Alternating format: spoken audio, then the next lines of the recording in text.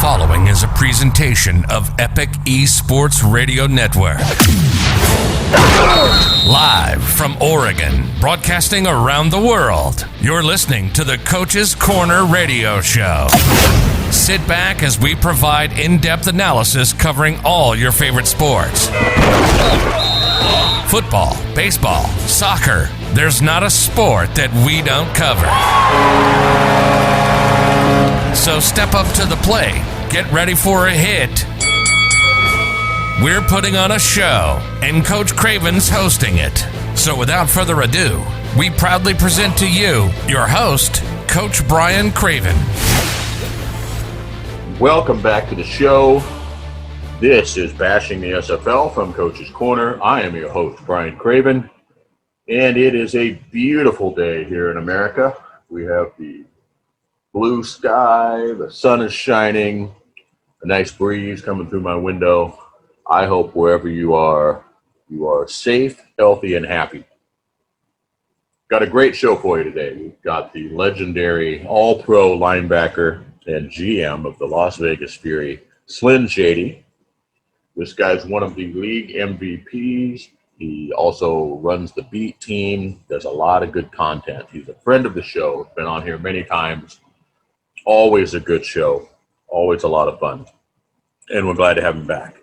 Before we get into that, before we move on to that, I want to address a couple of clarifications from my last show with Doug when we were referencing the shenanigans, and maybe that's too cavalier a way to put it, but we were referencing that and talking about those issues with the league.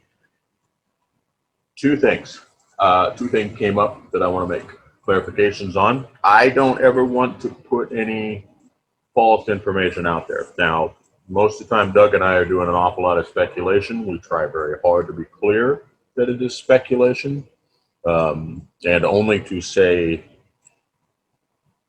present as facts things that we absolutely know. Having said that, we made a couple of mistakes last time. One of them, I got some DM to help clarify this. One of them was, at some point in the show, we were talking about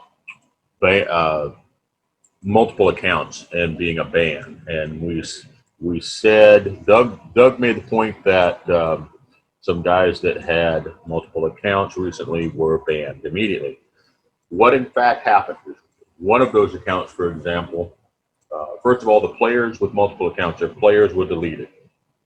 Okay, and we didn't get clarification as to whether or not that actually is a bannable offense, but what happened was the players were deleted. Two of these that were banned for different reasons. One player was banned for trying to defraud the league on his subscription, and another one was banned for trying to sell his multiple accounts to rookies. Those are clearly very different things, and we didn't want to put that out there incorrectly. So as far as we know, multiple players is not an automatic ban like we presented it on the show. That's clarification number one. Clarification number two, at some point when we were talking about the ban for Mr. Varner, I believe I said that it was not unanimous and that people were actually advocating for it not to happen. That was also not accurate. The vote to suspend Shan was unanimous.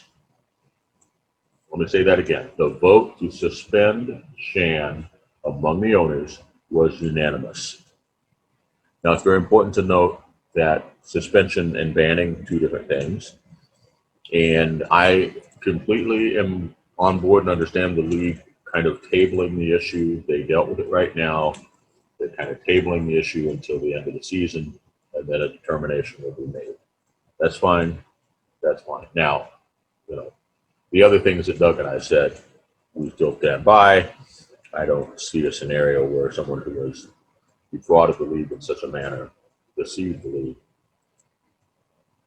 keeps his franchise, but that will be worked out. So anyway, I wanted to get those clarifications out there, wanted to be sure that the right information was going out. We will continue to monitor the situation. We will continue to speak on the situation. We'll continue to speculate, but we're going to be very careful But I continue to try to be very careful that what we say, we're going to call it speculation when it's speculation, and we're going to call it fact when in fact we have them. So enough of that. So let's get into this interview. Get your snacks, get your drinks, sit back and relax. I think you're going to enjoy it. We've got the legendary linebacker and Las Vegas Fury GM, Slinn Shady, in the house. We're going to talk about a whole bunch of stuff, things, the reason we love the league, things like that. And we're going to take, this is attempt number 2 at getting that out there for you because you don't want to miss this. Slinn, Right. How you doing, man? I nearly jumped in ahead of you then, Coach. I nearly jumped in. I was so keen. That's all right. That's all right.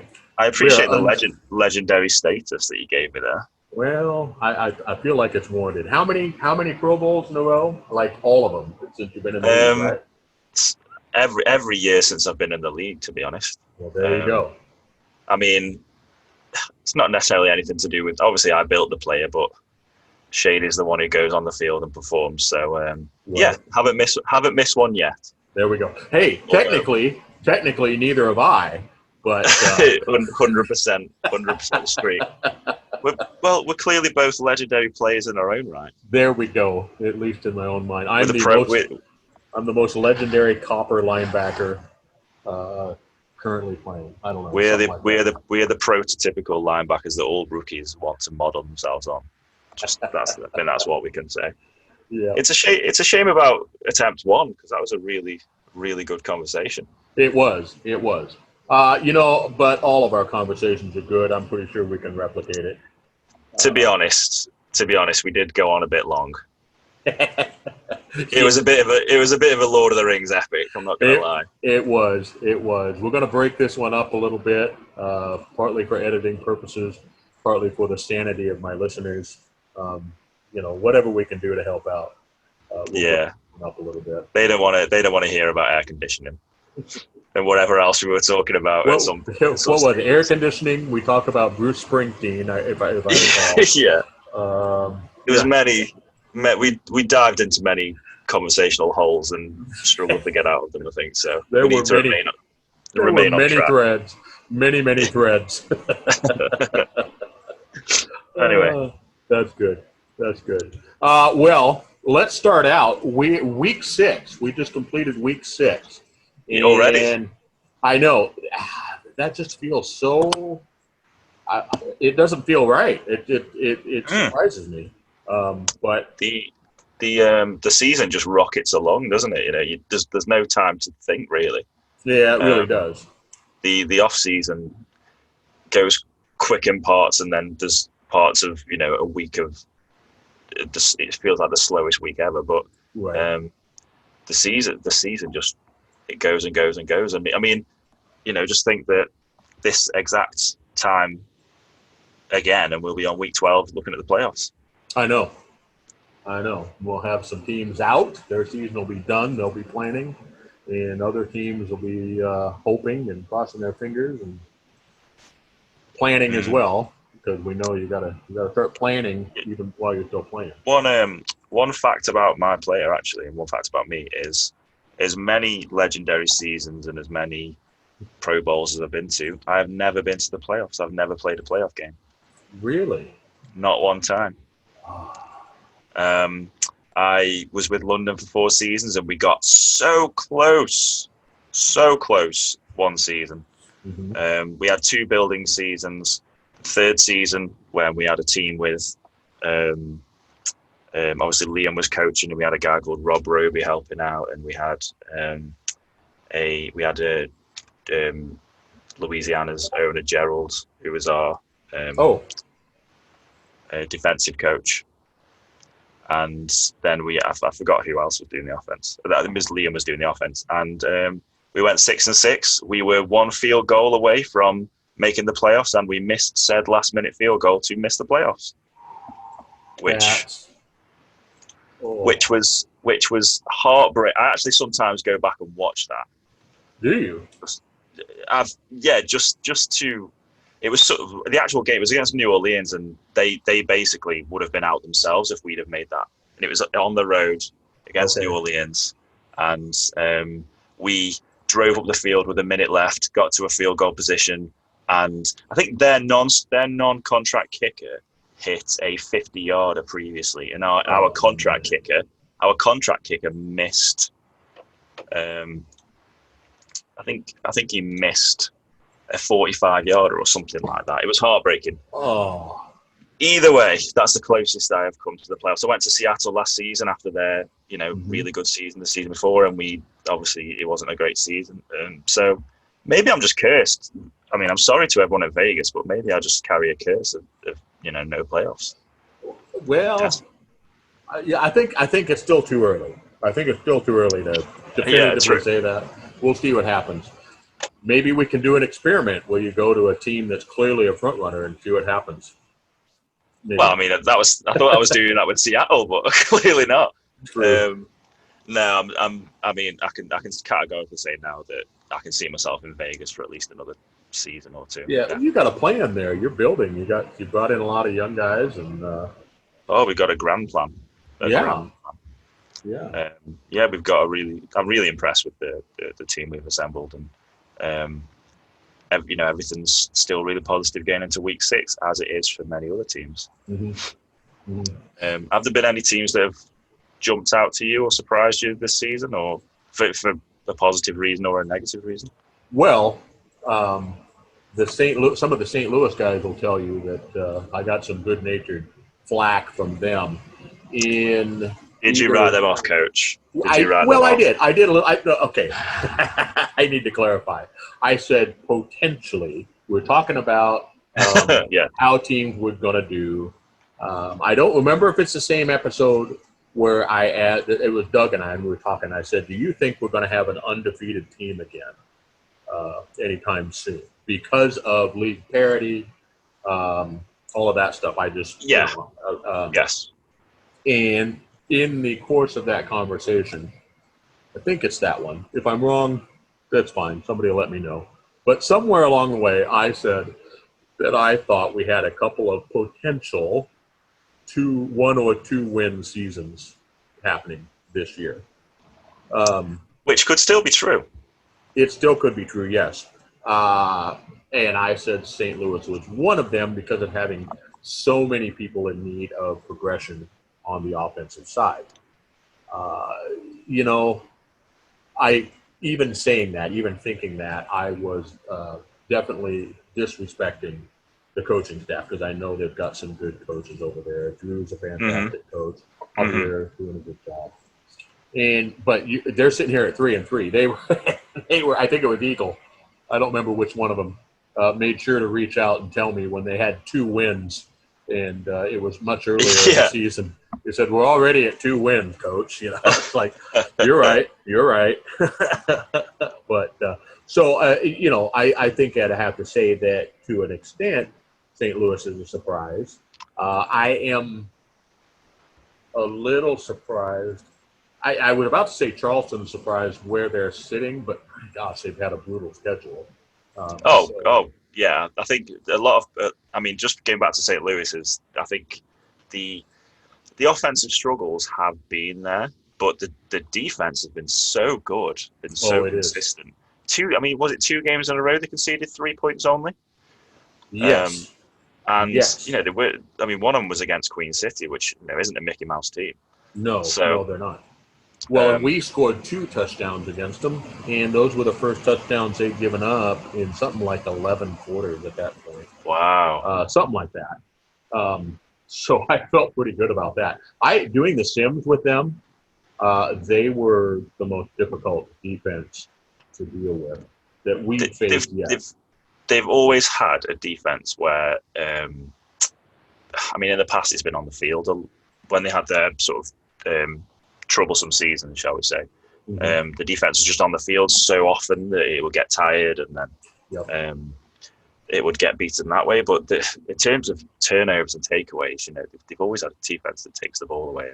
Mm-hmm. It's not been quite the case this season, but they've still been really, really good. Still good. Charleston. Yeah, I think a lot of people have kind of said they're surprised by Charleston's record. But if you look at if you go to general chat and look at the pinned the pinned messages, there's someone put together a really easy to follow table of this strength of schedule, and Charleston's is the hardest by quite some distance. They really got shafted with that schedule. Yeah, that's a tough schedule. Well, and it's not like I mean, I know their last game, for example, 4 turnovers. I think at least 3 of them were in the red zone. They were Really? there. They were there. That was that game had to be. Probably had some people pulling their hair out with that one because they were doing everything well until they got in the red zone and then turnover, and that just shows you how close it is, how tough it can be. Well, I mean, if you look at the Predators, I mean, week 1 they lost at home to Carolina, which week 1's always a bit of a up in the air situation. I mean, look at your game against Arizona. Right. Arizona have looked completely different since then. Right. And week 2 they were at Baltimore and they were winning that game until very late. I remember watching that game, and Baltimore staged a really late comeback to win that game. Like a championship performance by Baltimore, really. And then week 3, they were at home again. They beat Sioux Falls at home. Scored put 38 on that defense, which is by no mean a mean feat. No. Went to Atlanta and lost quite. I was surprised they lost to Atlanta so easily. But then they went to Arizona, beat Arizona, and then last week I was surprised they lost at home to Jacksonville. So they've held their own, and they've never been. It was the only game that they really got beaten heavily was the Atlanta game, and I've been impressed with, considering there's a reason why in the power rankings Charleston are still in the middle grounds, even though they're only 2-4. There's a reason why they should be. There's a reason why they're above St. Louis, who have got a better record than them. And it's because that schedule is so darn tough. And they've looked good within it. Does it get any better? I haven't looked at it that closely. Does it get any better for them going forward? Do you have a chance to make a run? I mean, I'm on the schedule page now. Next week they've got, let me look at who they've got. They are at Chicago, which with Chicago's current situation could be a winnable game. They've got, let me just double check, they've got Denver at home. So it doesn't exactly get easier that week. That's not very good, yeah. Fort Worth at home, you would put them as favourites, but Fort Worth have shown they're a tricky team. Yeah. Portland away, which in theory you would expect them to win. Florida at home, and then they've got Jacksonville, a return to Jacksonville in Jacksonville. So it's still not easy. Yeah.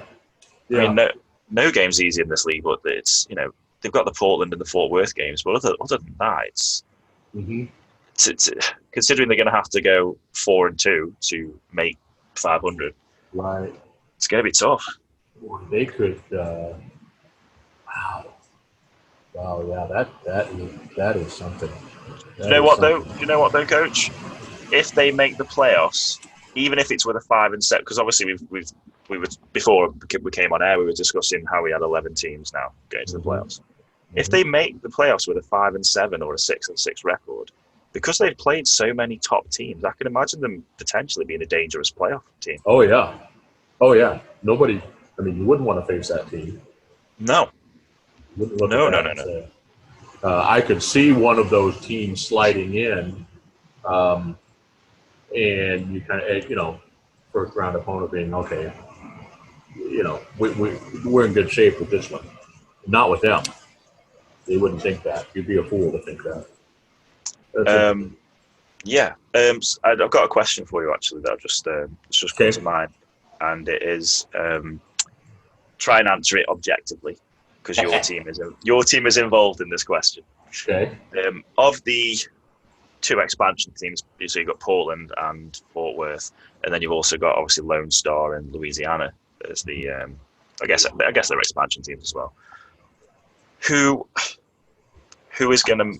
Do you think there's any that are guaranteed to make the playoffs? Do you think that dead set guaranteed they're going to make the playoffs? Of those four, well, I mean, it doesn't necessarily just need to be one team. It could be more than one. Right. Well, Louisiana's got the advantage of only having one loss so far. True. They did take a personnel loss, not having their safety. Yes. And the tight end doesn't have the value that the original one had. So obviously that's a hit. But they could have a complete disaster the rest of the way and still be a 5-7 team and be on the on the cusp. Yeah, I think they're definitely, they're at least on the cusp. On the cusp is the lowest point for them now, I think. Exactly. And realistically, if you think, again, kind of being pessimistic, if they win one or two going forward, I think they're in a fantastic position. I don't know. I would be surprised if Portland can pull it off. They're in a pretty big hole, and it would be a pretty remarkable turnaround. Fort Worth, I think, can. Fort Worth is very, which Fort Worth do we get, right? The one that pummeled Sioux Falls like they did, or or the one that lost to us or to Florida. Both of those, but those might have just come down to matchups. You never know. And then us, we're going to have to steal a couple. We're going into a tough part of our schedule, and we're going to have to steal a couple that on paper we shouldn't for us to have a shot. We went into this season thinking 5 wins was wildly successful. We've got 3 already, so if we score 1 or 2 wins that we didn't expect, maybe we could sneak in. But yeah, I've just noticed the of your next 4 games, 3 of them are on the road, and your home game is against, is it Florida? No, Mexico City. Yeah. The Aztec, which is a tough game. Yep. So, I mean, I welcome it. You want to measure yourself against the good ones. We could easily come out of that with a donut, and having played well. And obviously home field, even the home because we lost against Florida at home. So home field isn't a guarantee for us. Well, that was a bit of a crazy game, though, wasn't it? That wasn't that an overtime 44-41 extravaganza of entertainment. Yeah. Unless you support one of the 2 teams. Well, it was heartbreaking to lose, but I go back and watch it. I felt pretty good about the offense for us to move the ball like we did and to fight like we did. We were down. I thought we were dead at one point, and then the team came back. So there's a lot of positives coming out of that game, but it's still an L for us. So yeah. There's only in reality there's only one statistic that matters at the end of the season, and that's how many wins you have. Yep. The manner of those wins and the manner of those losses no one cares about that when it comes to the end of the season.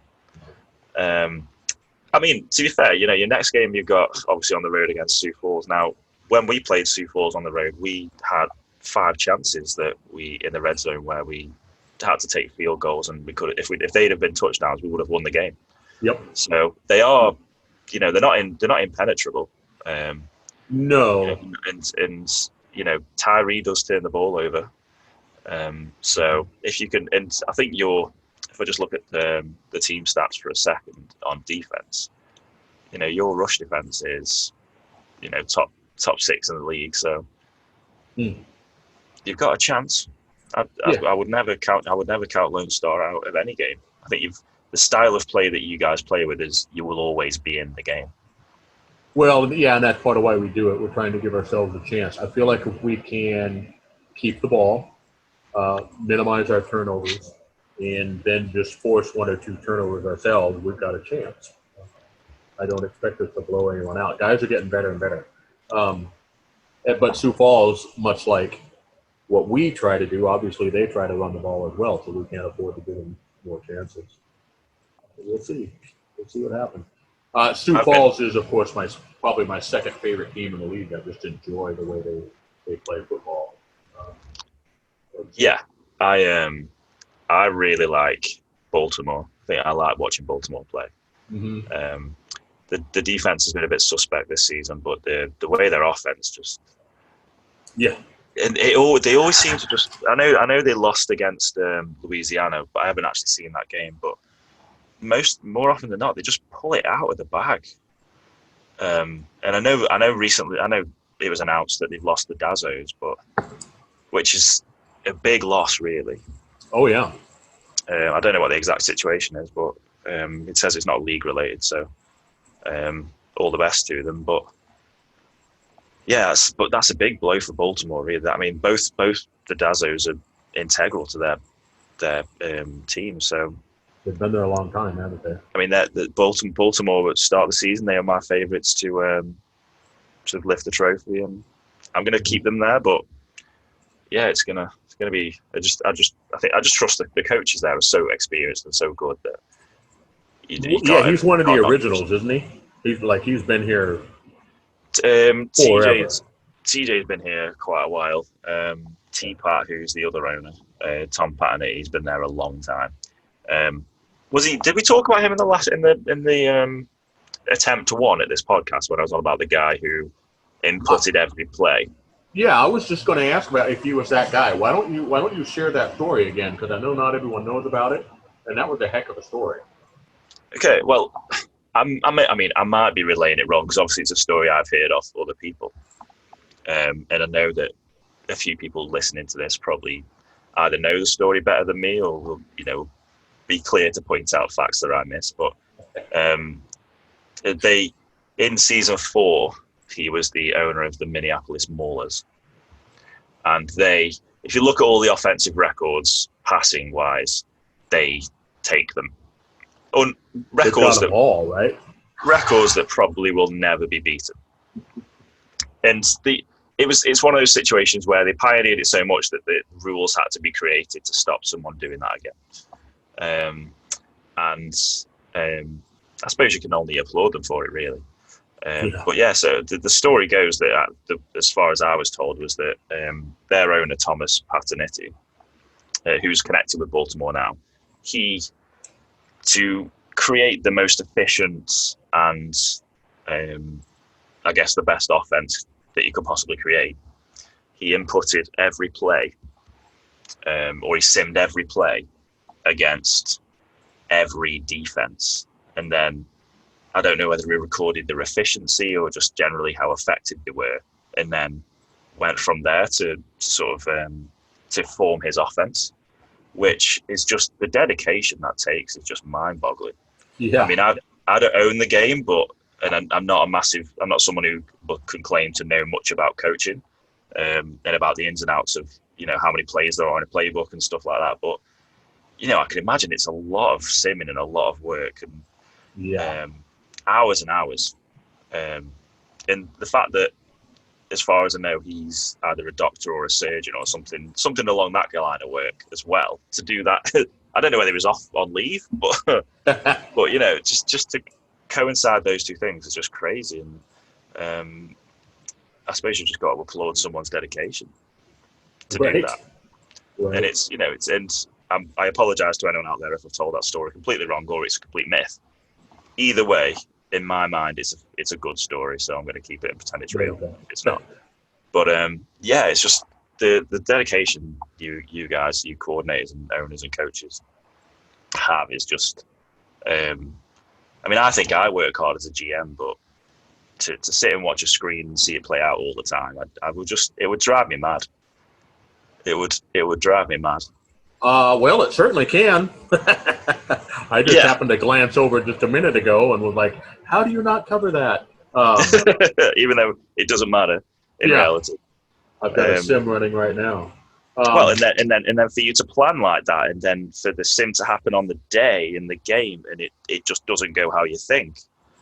And you get something like London where they had a fake punt in the most important stage of the game to just fail against Louisiana. Oh, it must make you sick. Yeah. But it's why I guess you do it for the love of it, really. It's why you do it. Oh yeah. Well, Competitive yeah. fire.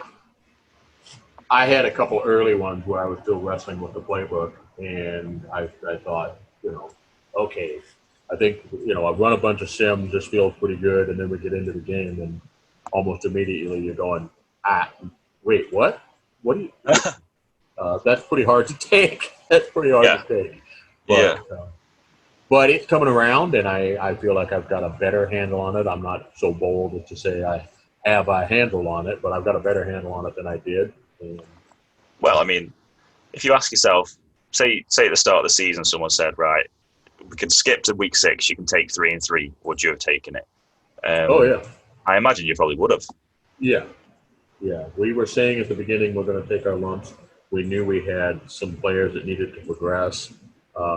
We were going a different route by only taking 2 wide receivers, the traditional fullback, tight end, running back, wide receiver, 21 personnel is what we call it in the coaching biz. We knew we were taking a little bit different track than a lot of teams, and it was going to take a little bit. So 3 and 3 is wonderful. It feels good. It feels good. It's hard, and I had to kind of separate myself from that. Having this role this season as opposed to last season where I was air quotes just a scout, I feel like I let 19 other people down when the playbook doesn't do what we need it to do. So I was taking that on a little too heavily. But yeah, 3 and 3. If you told me at the beginning 3 and 3 at week 6, I would have said I can work with that definitely. Yeah, I mean, I think for a new expansion team, that's something that you can only be happy about. I was really happy. I was really happy to see Portland get their first win, and they've been so close on some of their games. Oh, and I missed the game live, but I went back and watched it because I thought, they got the first win, so I'm going to go and watch it. And I got into the 4th quarter, and I was thinking, how did they win this game? They were done. They were done. Yeah. How did they? There's like 4.5 minutes left. It's 17-3. I'm thinking, how? I was like, I'm thinking, right, they must win it in overtime. There's no way they don't win it in overtime. And then they win 20-17 in regulation. Yep. And I'm sure Houston are probably thinking, how did we lose that game? Oh yeah, they've got to feel sick. They've got to feel sick. Houston have been another team where it's inconsistent as anything. Like they have results where they beat Mexico City in an absolute shootout. Mm-hmm. They got 3 solid wins, and then I'm just going to see actually whether all of Houston's wins are at home, and whether all of the losses are away, because that might be the trend. The trend that they're. I mean, they spanked you guys at home. Oh yeah. Yeah. Boy, I mean, was that when did Warren Murray go on an absolute tear? Yep. They in that game they made a great adjustment. They had a lot of counter runs going, and we rolled the dice and were bringing a lot of pressure.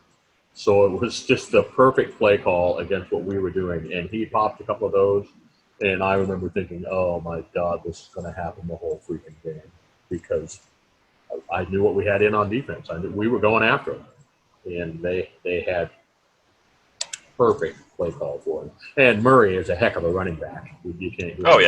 I've championed Warren Murray since he started. I think he started the league at the same time as me, and he's that first season.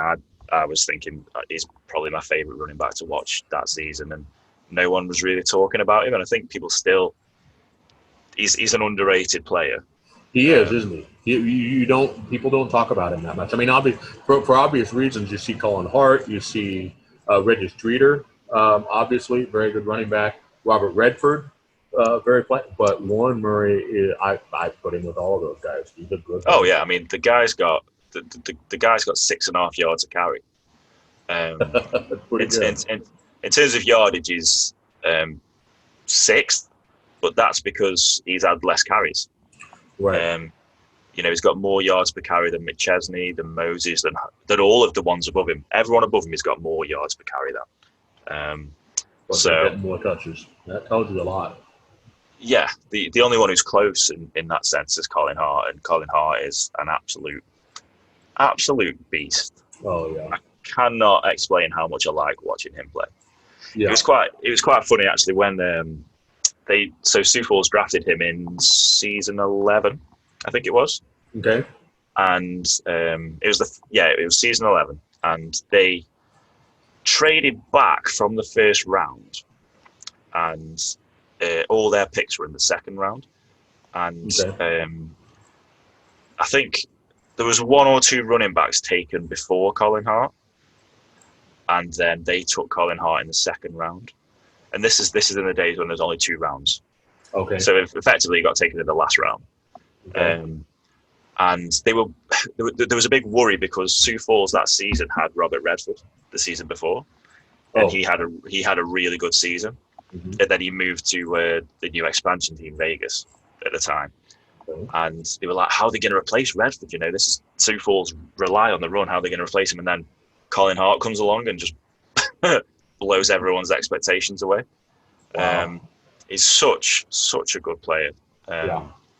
And, you know, it just, when you go behind against Sioux Falls, it's so hard to catch up because they just give him the ball and he just trucks and trucks and trucks. And Oh yeah. Is the fastest 82 speed rusher I've ever seen in my life. Well, that's the thing. I mean, I'm watching you watching. When I was first watching him, I thought he was a finesse. He just looked so quick.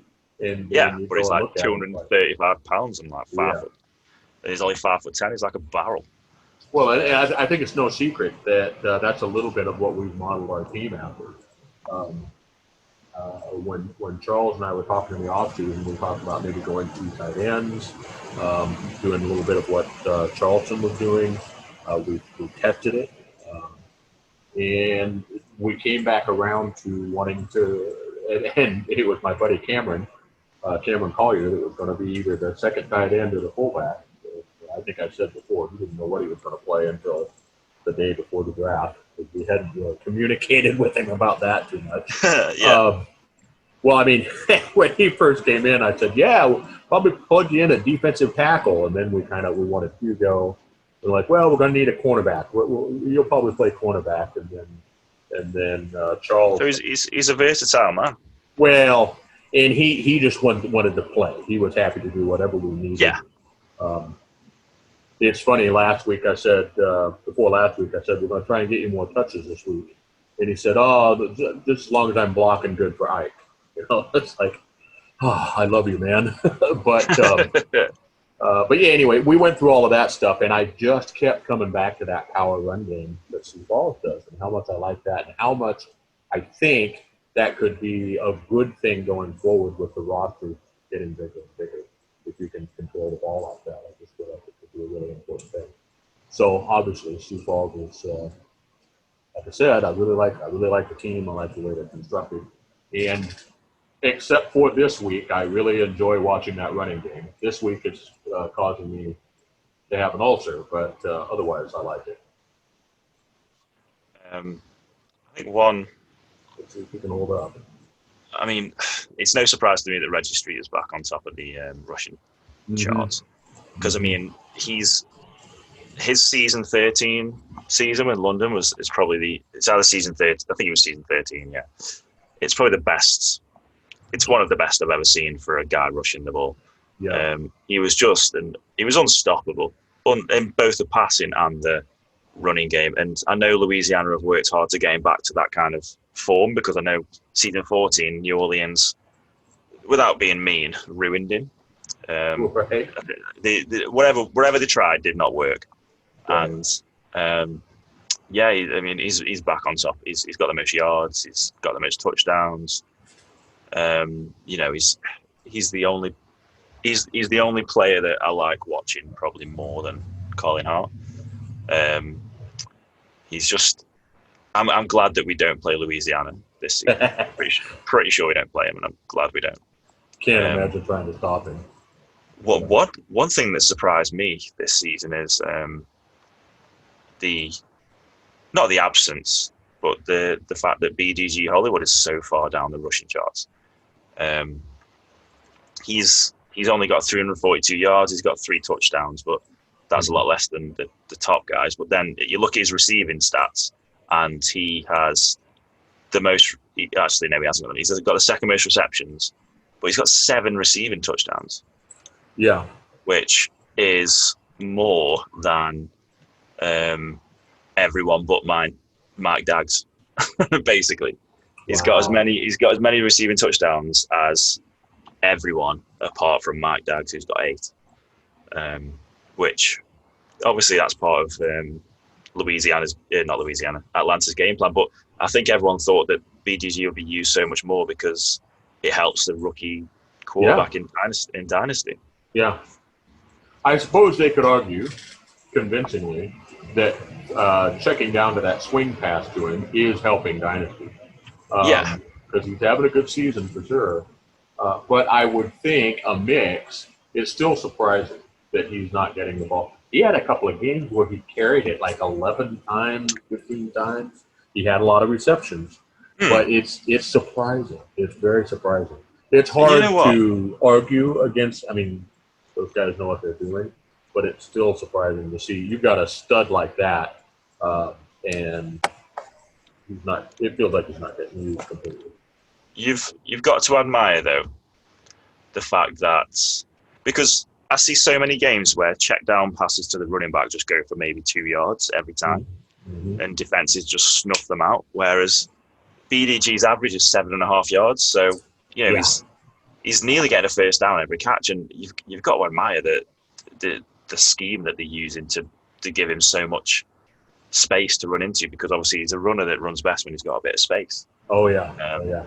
It is very much a West Coast offense, the old San Francisco 49ers thing back when they were up there, because you would see they had that running back as the first one to have 1,000 yards rushing and 1,000 yards receiving in the same season.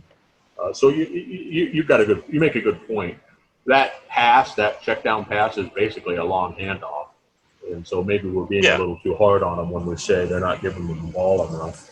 I don't know what I mean, to be honest, looking at Bryant Dynasty, he's got the 3rd best QBR in the league. His QBR is over 100. I mean, that's like Johnny Pickler level rookie performance. That is. That's right. And they're doing similar things, aren't they? They're doing similar things. I mean, Johnny probably won't like me saying that, but I think, if Dynasty carries on, he'll have a better season than Pickler did. Definitely. Could be. Yeah, no, we know Johnny's not going to like that, but. I wonder if Bryant will hold out next off season until until no one cares anymore and everyone knows where he's going. The choice too. I'll tell you what, that choice, I thought it was great, and I still think it was a great thing for the league. But dude held out for a long time. Yeah, and he did. I got to a point where, you know what, I know he's going to go to Louisiana. I've lost interest. If you'd released the information maybe 2 weeks prior, I would have been more hyped up for it. Right. Sorry, Johnny. Well, no, I was like, who are you kidding? We know. Yeah, but I didn't like him when he came into the league. I've come to appreciate him as an individual. And maybe I don't enjoy the show sometimes, but it is always an interesting show. So. Oh yeah. What's interesting to think actually is if because I think Atlanta were the other team in the running. I think so. Yeah. If he'd have gone to Atlanta, then would Louisiana have got Bryant Dynasty? Imagine the roles reversed. And it'd be interesting to ask. I know both teams will give the diplomatic answer about who they would prefer, but whether in the heart of hearts they would have preferred the other one. You know what I mean? Right.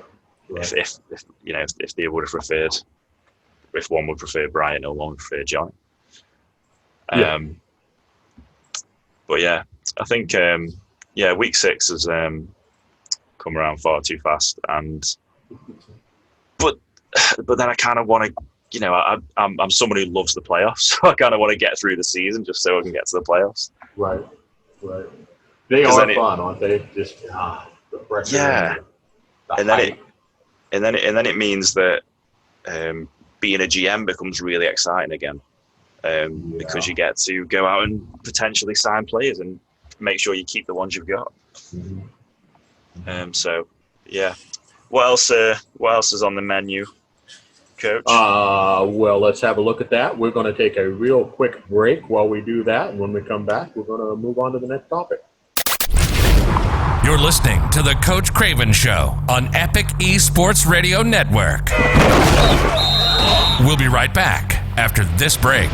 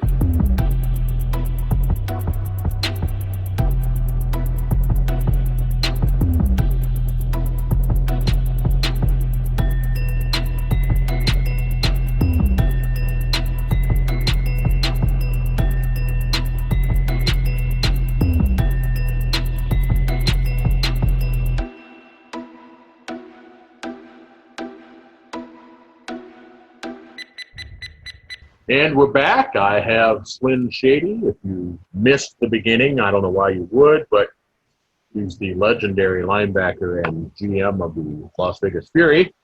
We're talking about the league, talking about some trends in the league. Just got through chatting about week 6 already. And our next thing we want to talk about is offensive linemen. We've had some teams. We saw some teams last year pull the trigger on the offensive lineman, on the contract offensive lineman, with last season's roster expansion. We saw more of them this year. And what do you think? You've done a little bit of looking at this. We've talked about it before. And what do you got? What do you got for us there? Well, I mean, I know we talked about it in our attempt number 1 in quite a lot of depth now. I mean, I would be lying if I said I remembered everything that I covered in the conversation. I'm just, the first thing that I looked at was how many times quarterbacks have been sacked. Because I feel like that's probably the most game-breaking thing that the defensive line can do. Yeah. Obviously, you can stop the running back and stop them getting yards, but to sack the quarterback really puts an offense. If an offense is rolling, if you then sack the quarterback, it really stalls them. And if any time an offense has to go backwards, is never a good thing. So I was just looking to see whether having more star offensive linemen is paying off in the quarterback sack statistic, so to speak. And it seems to be a mixed bag. There's anomalies either way. I mean, last time we spoke, the statistics were actually slightly different than they are now, thanks to, obviously, we've played another weekend of play since we last spoke. And so there are 3 teams with 23, they've received 23 sacks, they've given up 23 sacks, and that's the most in the league. Okay. There are 3 teams on that. Only one of them has nobody as a star player across the offensive line. Okay. The other 2 have star players on the offensive line, so that's Vegas, Tulsa, and Portland. So Portland have offensive linemen. Let me just double check how many they've got. They've got 1. They've got a tackle. Okay. Tulsa is the other one. Was it Tulsa that I said? Let me just double check. Tulsa was the other one, and Tulsa have 2 star offensive linemen. So, you know, are you thinking, was that a good investment or not? The fact that they ain't sacked so much. And then, obviously, Vegas have no star offensive linemen, so it's kind of as expected. And obviously, there's variation in who those teams have played and how good their defensive lines have been. But, you know, it's sort of whether it was worth not putting points into other areas of the field and taking, and whether those, like, especially Tulsa and Portland, feel like, you know, should we have put points into somewhere else, especially with Portland's offensive problems? Should we have put points into better wide receivers or a better quarterback or just something like that, as opposed to getting an offensive lineman? And there's one team that surprised me. So Atlanta, they surprised me. Because, again, they've got a rookie quarterback. They have no star offensive lineman to protect him. So at the start of the season, you would be, you know, it wouldn't be unreasonable to suggest they should have got one to protect their rookie quarterback. Right. Brian Dynasty's only been sacked 9 times.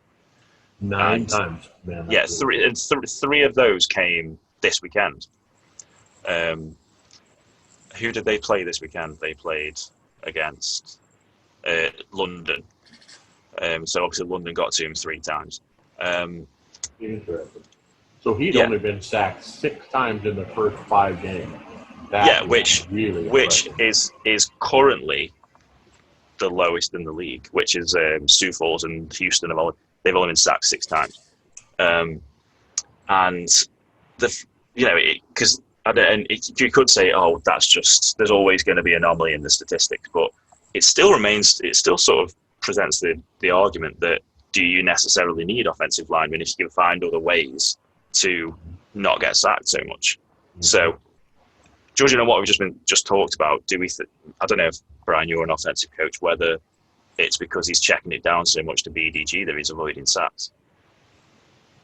Well, I do think that's a big part of that. It also, I've noticed, and I'm sure other people have seen this before too, when you got to play with a 3-step drop or play with a 5 or a 7-step drop. What I've noticed that the game does when they have the deeper drop, the quarterback, yes, he's got the ball a little bit longer. No, he doesn't have the ball longer, but he's dropping further. But what tends to happen on those plays, and those are all called, they're 90 plays, so like 90 all slants, whatever. He will hit that drop, and when that foot, most of the time, when that back foot hits the last drop, the ball's coming out. Yeah. What happens on the 50 series is he will drop and then start looking around. And I would love to see, I think that's probably where the majority of the sacks are coming from, and it may be that the game itself is designed that way. You would ordinarily, in real life, a 3-step drop, when I'm coaching my quarterbacks in high school, we got a 3-step drop. I'm telling him, you've got to make your read quick. Usually he has 2 reads. He's got his primary and then his secondary. Yeah. And the ball needs to get out quick. A 7-step drop actually puts him back there. He's at an angle for the defense to get at him. It's more time. The routes need to develop. But the way this game seems to work, it's more efficient with the 7-step drop. So it would be really good to go back and look and see how often those teams are running 50 and 90 series passes.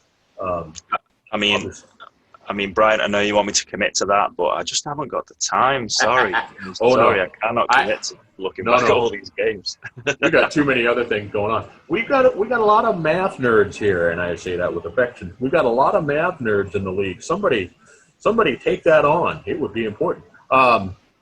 Actually, I have someone that I think should do it, and I'm going to privately message him and see if he'll do it for us. Anyway, is it Jack's data? Maybe give them something worthwhile to do. I think those guys think I don't like them because of the crap I give them. I'm not sure. I'm not sure that we have a work. Do do you present that you don't appreciate them too much? I do a little bit. I give them a hard time. This is news to me. I can't imagine you giving anyone too much crap, to be honest. Well, and Jack called me. What did he call me? Coach Van Winkle or something like that. I wasn't quite sure. I thought it was funny, but regardless, I don't think they're interested in that information. I don't know. We'll see. I would love to see it though. No, I like those guys. I always find the articles interesting, and they do a good job. They do a good job. I find it interesting as well to see the difference between their art. I know we're going on a bit of a tangent now, but their article of who they think is in the top 11, judging on the maths, compared to me and the 5 other guys who put together the power rankings and what our rankings are. Mm-hmm. And when our rankings get averaged out from just seeing the games and sight and human opinion, what the difference is. I always find that quite interesting. Yeah, anyway, it is interesting. It definitely is, and I probably should give them less of a hard time. But anyway, I went off a little bit on a tangent before that, just talking. No, it's important because I've noticed that. So obviously Vegas are up there in the sort of top of the sacks, but I've noticed that it's not necessarily to do with the offensive line per se. It's more especially the last couple of games. Rammons the quarterback seems to be stepping up in the pocket a lot more, and what that's doing is obviously it's delaying his throw and putting him closer to the defensive lineman, which and then when we play hurry up, he doesn't do it, and it becomes much more fluid, and the offense works much better. So I feel like a lot of our sacks are probably to do with the quarterback holding the ball for too long. Yeah, probably. I mean, obviously, you might be able to say that if we had a full star offensive line, then it would help, because obviously it would. But it's that thing of, right, say you have, like Queen City, you've got 4-star offensive linemen. Right. Sure, they've got to have lost something somewhere else within the team to accommodate that. Surely, I know one of them's an owner player, but is only one of them an owner player? Okay, that's interesting. Okay, is it just one? I don't know. I was wondering that myself. I know we have one owner player offensive line, but we have 2 contract spots, and there's a couple. We gave up a little bit to have those. Now we wanted them; it was no question. It might be more than one, but there's. 2 of the. Either way, they did draft 2 offensive linemen anyway. Yes. So, yes. Actually, it'd be interesting to see how AJ Caswell is doing in the sacks states, because actually, what's interesting with Queen City is so Caswell has been sacked only 8 times, so he's up there. Okay. Only one less than Brian Dynasty. Okay. But then if you look at the rushing game, which in theory the offensive line should help as well, it should. Massively. Jet Zero, who's obviously Queen City's rusher, is only getting, where is he? He's only getting 3.5 yards a carry. 3.7 yards per carry, and he's got no rushing touchdowns either. Mm-hmm. So it's clearly not helping the rushing game. I know that might be scheme, but I mean he's rushed over 100, had over 100 carries, so they're not neglecting him. Okay. So it's I couldn't tell you why it's not helping in that department, because I don't think Jet Zero's he's not a low value player. I don't think he's a silver value. So okay, and he's a power back. So yeah. So would they have been better? I don't know if they could because of the contract, but would they have been better maybe taking away from an offensive line and putting some of that points into Jet Zero to make him a better running back? Maybe, whether that would have been a better option. It's all about weighing up what the worth of the offensive line is. Yeah, and the trade-off, what you're giving up, for sure. Go on. Well, I mean, it's funny because we're obviously very committed to it. We've got 3 of them, and we went with a fullback with blocking. We made sure to build him out as a blocker, and I told him, I said, don't expect to get the ball much. And then, as it turned out, because of his value, he's good everywhere, and he's getting the ball quite a bit. But his first job is to block. And so we've got a lot committed to running the ball.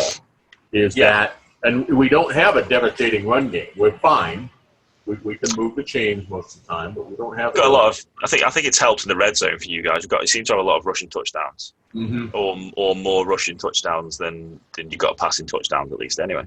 Yeah. Well, and when we get down there, when we get in the red zone, you can almost put it in the bank. We are successful quite a bit there. Because that's one area where in Vegas, and it'd be interesting to see with the other teams without offensive lines. In Vegas, we've really struggled in the red zone. You know, if we'd have been good in the red zone, we'd probably have at least another 2 wins. And we'd be 4-2, not 2-4.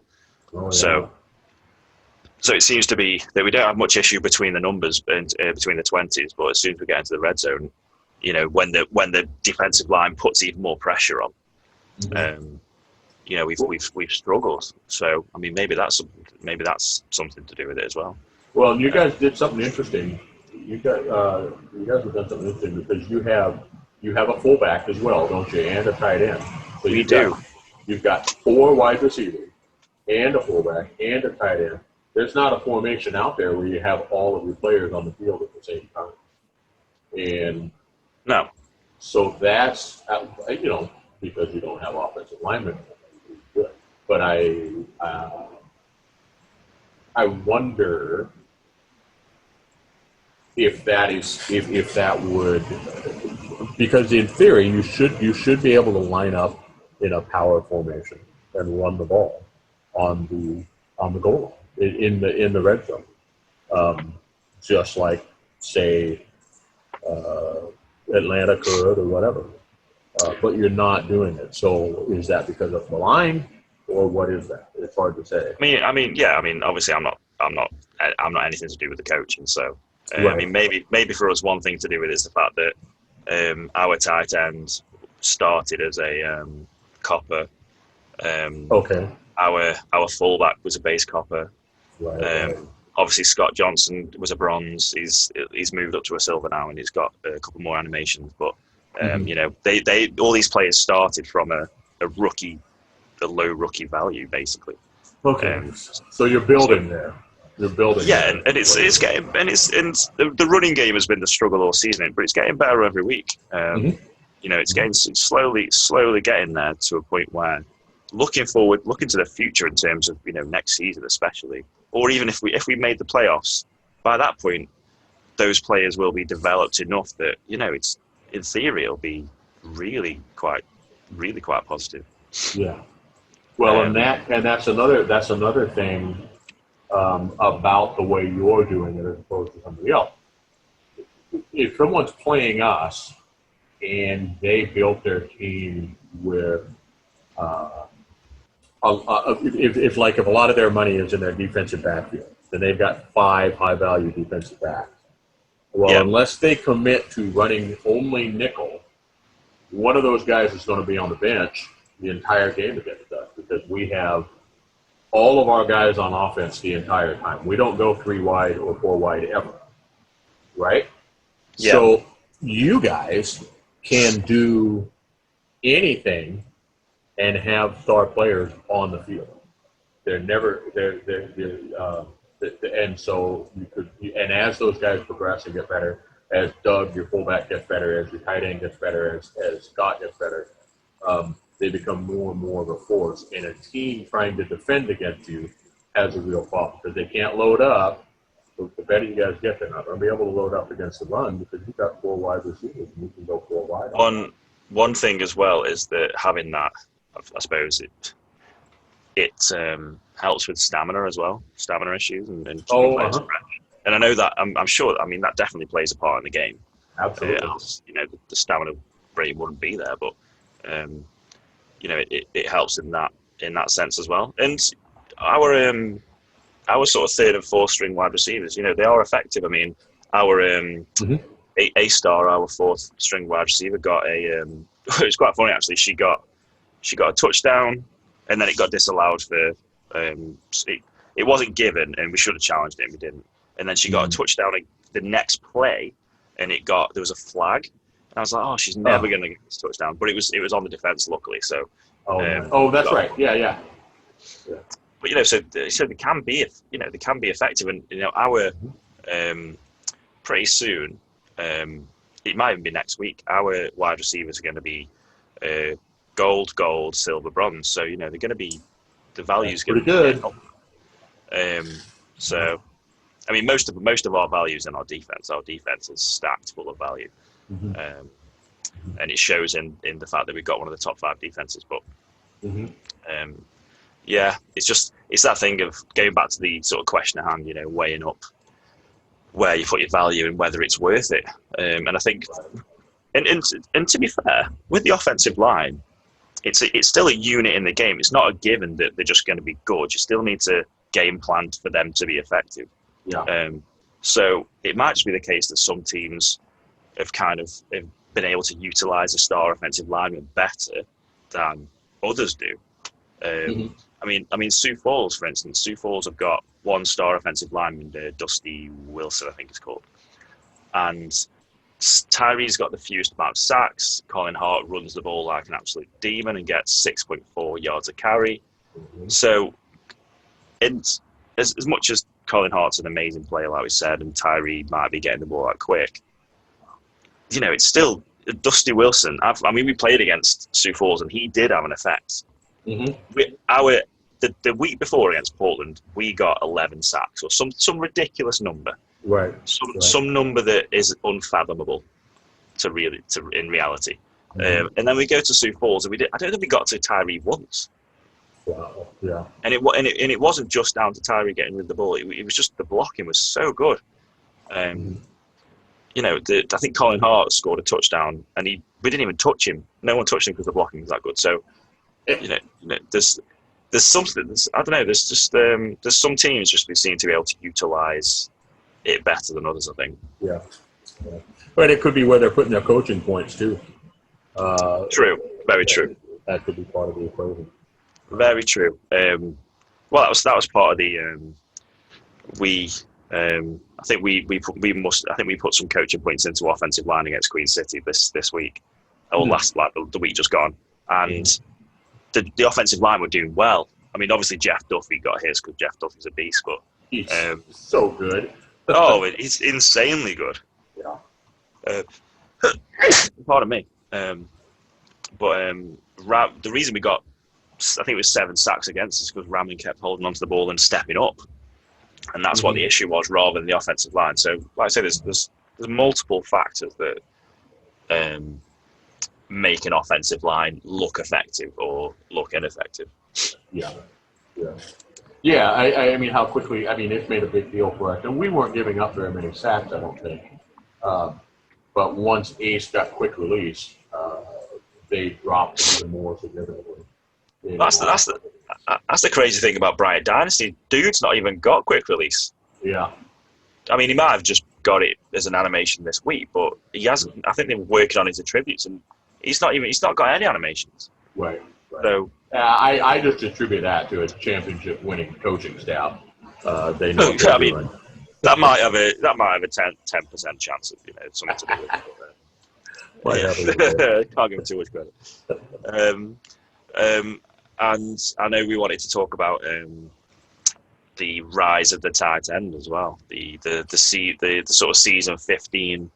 It seems to be the year of the tight end this season. It really does. It really does. When we talked about it before, we had a couple of theories. Have your theories changed in a week at all, or what do you think? Oh, I mean, it would help if I remembered what my theory was. I mean, you think I'm joking? I can't remember what my theory was. Well, that was a trick question. You actually asked me what I thought. Oh, really? Yeah. Stitching me up, Coach. It's 11:30 p.m. here. I can't be stitching me up like that. It's not fair. That's not fair. I'm sorry, bro. When you asked me last week, and I actually thought of this as I was answering your question. What I wondered was, because you brought up a very good point. You talked about Ken Gossett a couple of seasons back having like 2,000 yards and 20 touchdowns. Yeah, a lot of yards. Oh, I remember now. You remember talking about that? Yeah. I remember, yeah. And my theory was that with roster expansion and so many people, especially like last season, for example, we got 5 more roster spots, right? So a lot of teams added a third wide receiver and maybe something, but then they added 4 defensive players or possibly 5 defensive players. And the defenses were stacked, and we saw interceptions spike. We saw all kinds of things like that happen. And that, I think, is also why we're seeing the rise of the tight end, because these wide receivers aren't running wide open like they were. Yes. And the tight end becomes a very good – I mean, the tight ends were probably open before, but if you've got Ken Gossett deep behind the defensive back, who maybe they only had – back then they had 3 contract defensive backs on their team. I know a lot of teams ran with a generic. I can tell you plenty of teams that. I mean, some teams had two-star corners and 2-star safeties, but even then they might have only been bronze or something like that.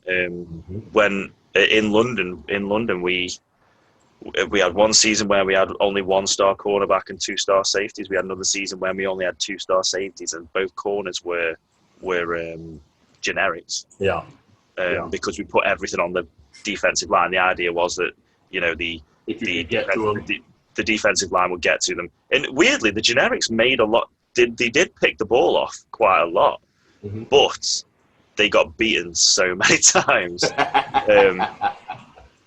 The amount of deep passes we gave up was ridiculous. But yeah, because there's only 12-star players, a lot of times it wasn't unheard of that the secondary would suffer because of that. But then even back when there was only 12 stars allowed, teams were then actually figuring out, actually I'm going to have an extra corner or an extra safety as well. So teams were actually coming in with 5-star secondary players. I think that's what started this trend of, you need to make sure your secondary's prepared, and to face these wide receivers who are very, very good. Yeah, very good. Yeah, absolutely. But I think that's exactly what's going on. Why you're seeing the tight end. I mean, they're still, even if the tight end's doing well, it's not like the passing game is just blowing up for a lot of these teams. You've got to have something kind of go differently. Like, for example, our game with Florida when Cochran had a lot of yards. You've got to have something it's like kind of an outlier to throw for that kind of yards to have such a big game. It almost feels like 1970s football right now. Where I can't remember. I cannot remember back that far. Well, only one quarterback got out of the 70s with a positive touchdown to interception ratio, and that was Roger Staubach with the Cowboys. It just tells you something about how things work. The blocking rules were different back then. The defensive rules were different. You could basically maul the guy on the line of scrimmage, and you could hit him in a way that you can't do now. And so throwing the ball was a challenge, and I feel like that's a lot of what we're seeing right now. The difference is in the 70s, we didn't have a lot of pass-catching tight ends. If you did, well, I mean, looking at the receiving yards and the receiving stats, I mean, in the top 5, in the receiving yards, in the top 5, we've got 2 tight ends. Jags, and who's the other one? James Matthew Jr. That's right. Who again is a quality player. I mean, we play Queen City this weekend, and there was a number of times where either myself or Dave Drury, who are good coverage linebackers, we've got good coverage skills, because he's so big. It was just snagging one-handed balls and not dropping them. And honestly, it was the amount of one-handed catches that guy makes in traffic whilst he's getting smashed is ridiculous. Right. And you'd be there, perfect coverage on him, and still come up with the ball because he's 6'7", big body, and it matters in this game.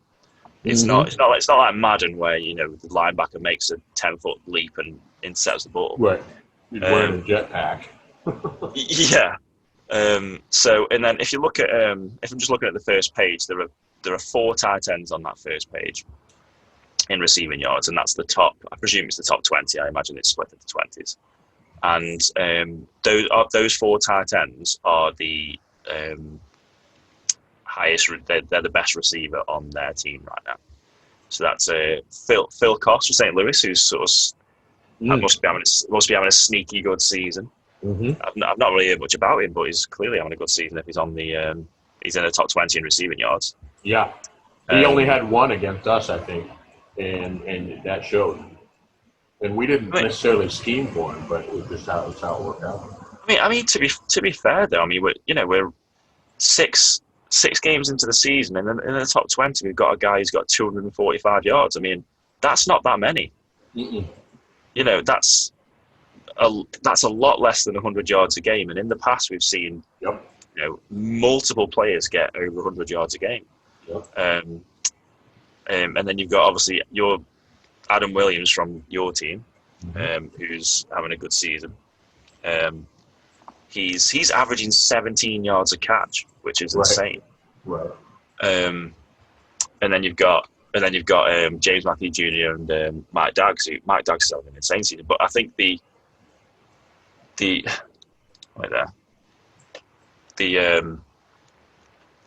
what was I going to say? I forgot. Oh yeah, the sort of the rise of the tight ends, like you say, it's kind of half down to the fact that wide receivers just aren't getting open as much as they were. The amount of times that a big play happens because it has been a jump ball and the wide receiver's got it instead of the cornerback. Mm-hmm. It's been very rare that a wide receiver is just blown by a cornerback and the cornerback's not been able to cover him properly. Yeah. And I think tight ends are probably just finding it easier against linebackers and against safeties to get into an open space than wide receivers are. Yeah, I agree. Well, and they're not, and you mentioned the size. My middle linebacker is kind of a big middle linebacker. It's like 6'5", 250 something. Still smaller than most of the tight ends, So these big guys with good hands and good route running and all of that stuff, they are a serious handful. I need to qualify something for a second. Okay. So I was looking at the table all wrong. I don't know what it was sorted into, but it was sorted into the wrong order. So I need to basically go back on what I've just said. So the difference it makes is Mike Daggs has still got the most yards out of anyone. But then there's only on the top 20. There's only James Matthew Jr. actually, who's the other tight end. The bottom of that page is actually 479 yards, not 200 and something like I said. Okay. I'm not sure how it was sorted before, but either way, tight ends are still seeing a meteoric rise. Well, you still don't. So what's the highest receiver right now for yards?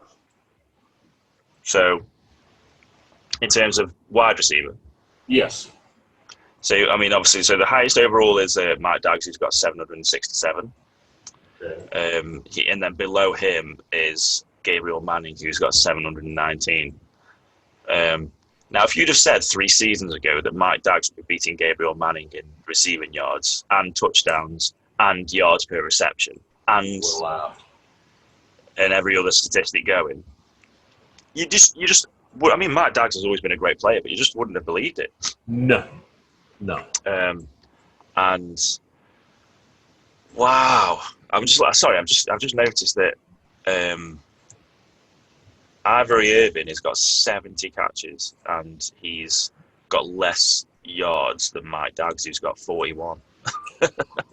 Oh, they've been working that out route like crazy. And Irvin had a couple of 10-catch games, 11, 12-catch games. I mean, yeah, he's had some for the game. I know we're getting off a bit another tangent, but I'm gonna have a look at his. There's nothing on his overview. I can't see his season overview because I'm sure he's had games where he's had 16 catches or something like that. Something ridiculous. But the player who's caught the most balls this season isn't even a tight end or a wide receiver. You said something last week. It's the running back for Carolina, right? Yeah, Logan Jack has caught 81 passes. Yeah. 81 passes. With just let that six games. 6 games. Yeah, 81 passes in 6 games. Yeah. I mean, and to be fair, in the top 6, 4 of them are running backs. For receptions? That's funny. For receptions, yeah. 4 of them. Seeing that check down.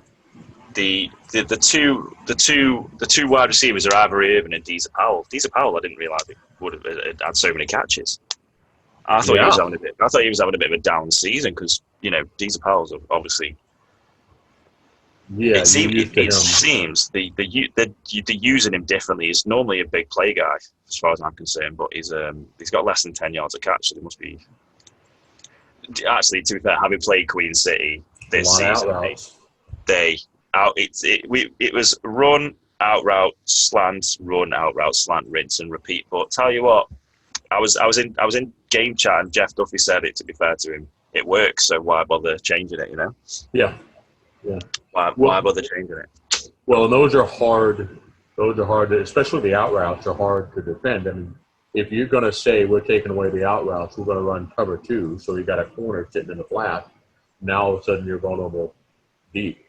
Well, that's exactly what happened. We got late in the game. We started mounting a comeback, and then they just started hitting Powell deep over the safety. It was. I mean, you just got to admire the game planning, really, on that. Mm-hmm. But yeah, no, it's. I do like seeing these big, huge men running with the ball downfield and people falling at the feet, and it's just a good thing to see. Yeah.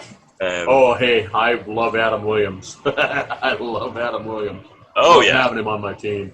I mean, Adam Williams is. I think he's the. Let me look. He's 4th in tight ends in terms of receptions. Mm-hmm. Oh no, in terms of yards. Sorry, but he's only actually caught 26 passes.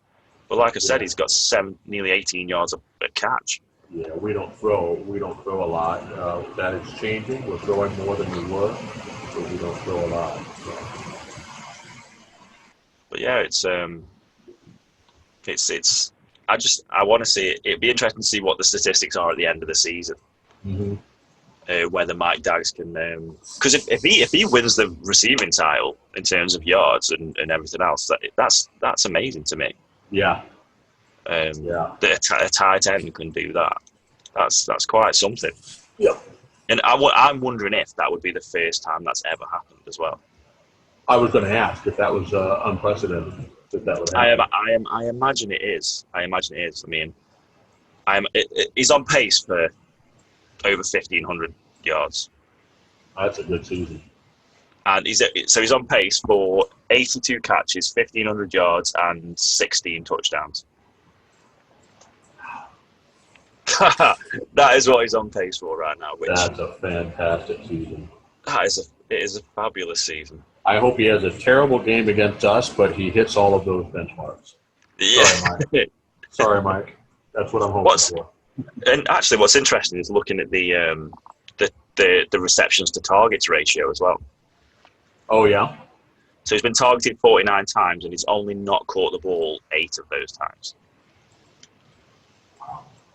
I mean, I'm no expert, but to me, that's pretty darn good. That is pretty good. It'd be interesting to see James Matthews Jr.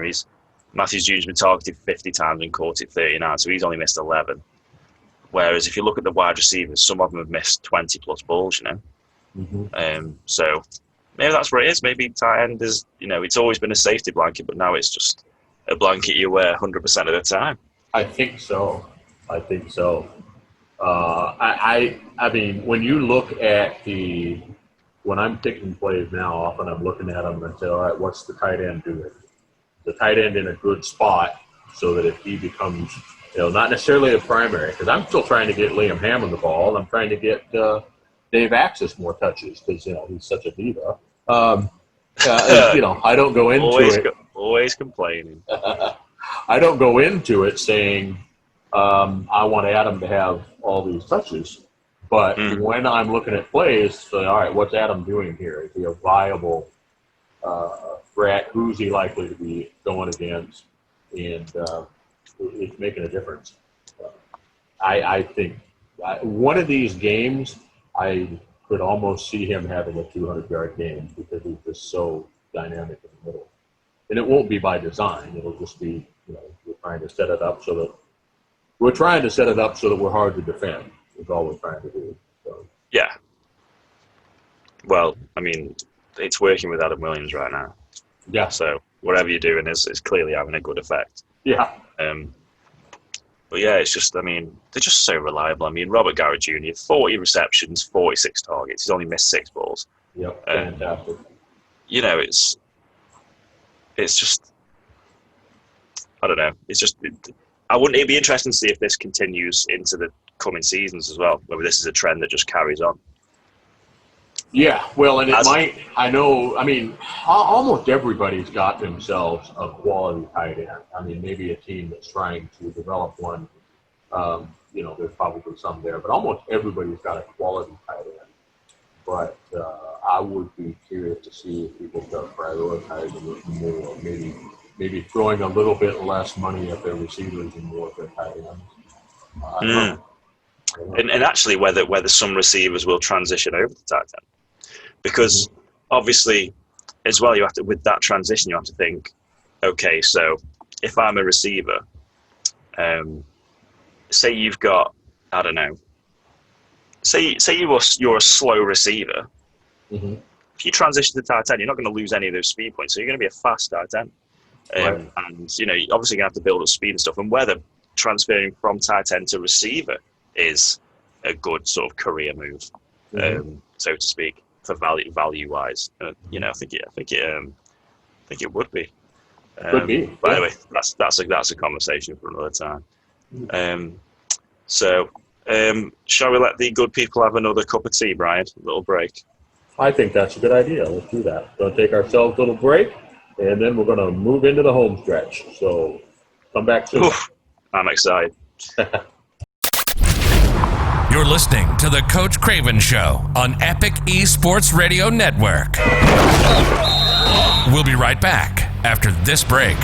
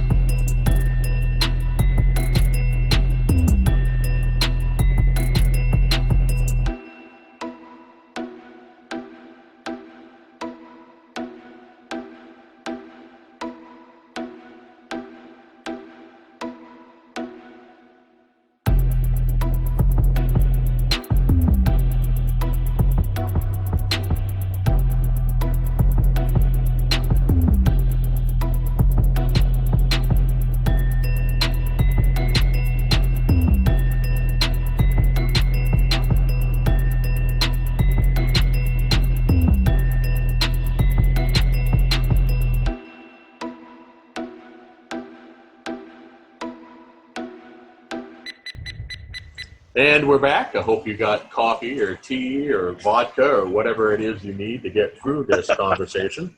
We're going to wrap up with a topic that's actually been sort of close to my heart for a couple of seasons now. and that's the replacement values. We've seen a couple of them lately, replacement contracts. I'll say right up that I don't think the owners are ever going to want to change this. And I get it. When it was originally brought in, it was for competitive balance, and it makes perfect sense. I just think, like a lot of things, perhaps the time has come to reevaluate. And my biggest problem is that I feel like it opens up potential shenanigans. And so we're talking about replacements. So, perfect example, we had two long-time high-value players leave the league today, the Dazzos from Baltimore. And Baltimore, as the rules stand, I want to be clear, it's legal. But if you don't know, Baltimore can replace those players with rookies at the value that they have. So, a new quarterback's going to step in there and automatically be one of the best quarterbacks in the league. Some people have a problem with that just because they put in their time and they did their contract and they're progressing. That's less of my problem than anything else. I don't begrudge the guy getting a better contract than me. But I just think, I think it's not, in the league they talk a lot about realism, but they talk about it when it benefits them. This is not realistic, and I think it should change. That was a little bit of a ramble. What you got for me on that topic? I wouldn't say that was a ramble. I'd say you were very concise. I thought you were going to go on for another 10 minutes. I could have. Without breathing. I think, I sort of agree with both points you made, but I would probably put them in a different order. Okay. So, and I don't know whether that's just the GM in me who sort of, a lot of the thing that my biggest sort of care in this league is the people within it. Mm-hmm.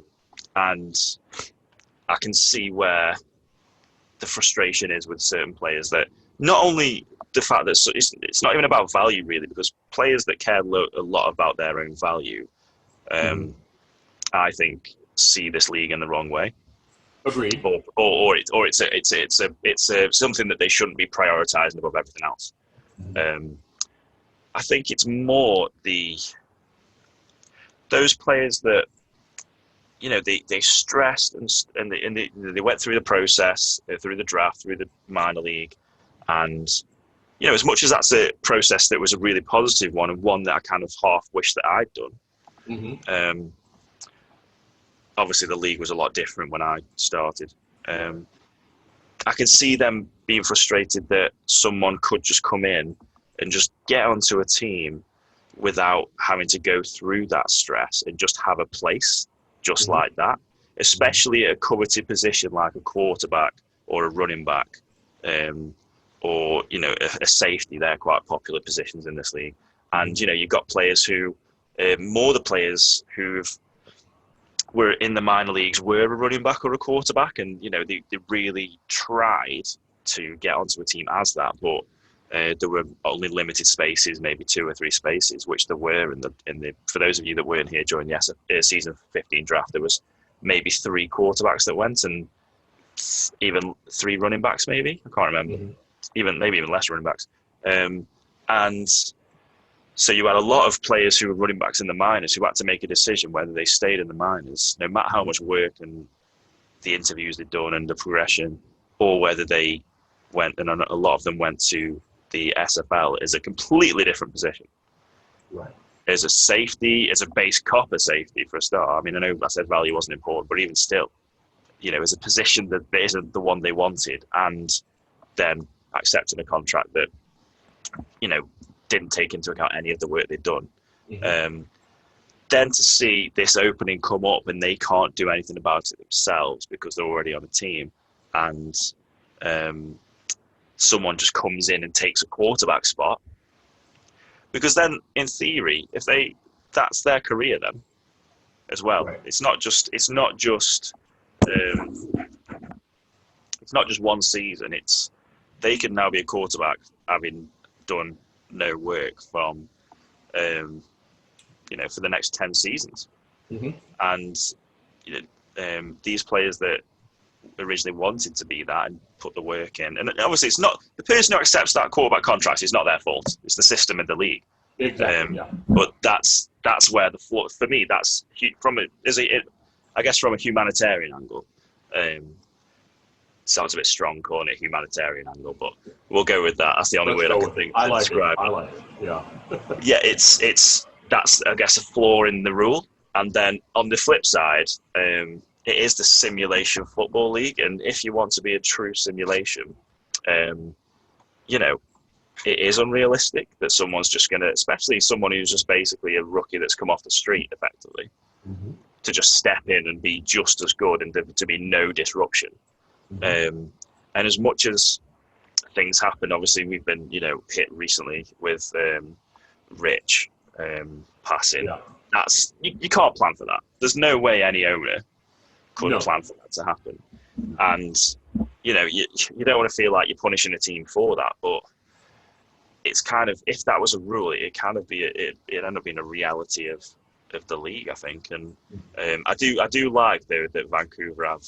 I think did I hear that they're going to honour Rich's player through the season and keep him on the team.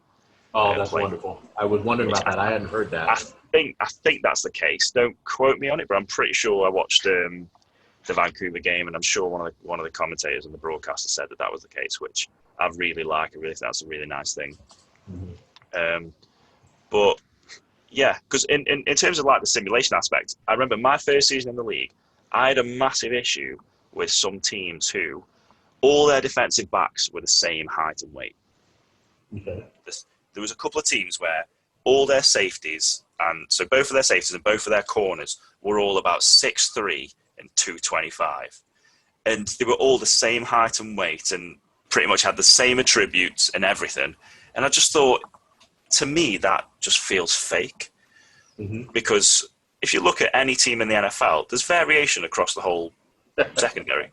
Yeah. There is variation. It's a game where you can have a corner that's a big physical corner who's like a Brandon Brown, a 6'3", big guy who plays physically, and then you get someone who's 5'10" and 200 pounds, maybe like Denzel Ward, who plays for Cleveland, who's a fluid guy who can run with the fastest wide receivers, and having from the sim aspect, having that as a uniform thing across your whole secondary just wasn't sim to me, and it annoyed me. And so I can see where you're coming from, where you say it's a sim league, it would make it more simulation, and to have this as a rule. Yeah. Well, and there are some teams, and again, they're not breaking any rules, and I'm not trying to start a fight, but there are, I can think of a couple teams off the top of my head that the last 3 seasons, the same guy has gotten re-signed and then dropped, and they plug somebody else in there. And what that's doing is that's freeing them up from recruiting players, retaining players, progressing players, and they can do other things with it. I understand why they're doing it because it's there, but that's not, to me, don't talk to me about realism when you're doing that. The other aspect, simulation, if tomorrow Doug Day says, I can't do this, I've got too many things going on, I'm going to have to drop out, we don't replace him off the street. We can't find that guy just sitting there on the street. So we have to do what we can. And Doug had a proposal where new guy'd come in at the lowest level of whatever contract we had, which would be mine. Whatever contract we had in our linebacker corps, everybody else bumps up. I still don't want to do that. I want to earn my contract.